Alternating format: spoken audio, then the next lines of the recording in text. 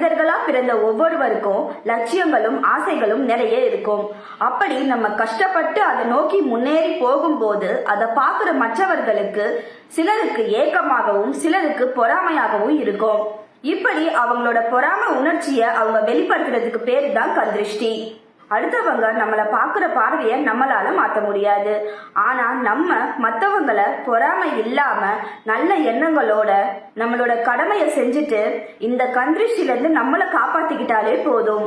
ஒருவருக்கு கண்திருஷ்டி இருக்கு அப்படின்றதுக்கான அறிகுறிகள்: குழந்தைகளா இருந்தா அந்த குழந்தை அழுதுகிட்டே இருக்கும், சரியா சாப்பிடாது, சரியா தூங்காது, எதுக்காக அழுதுனே நமக்கு தெரியாது. இது குழந்தைகள் கிட்ட இருக்கிற சில மாற்றங்கள்.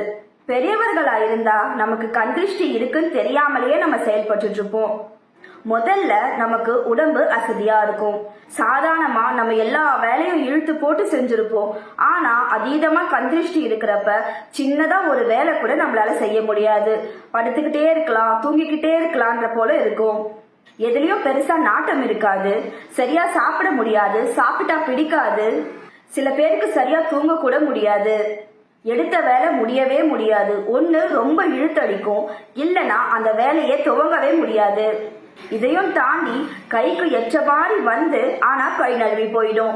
இதெல்லாம் கண்திருஷ்டியோட மிகப்பெரிய ஒரு பாதிப்புகள்.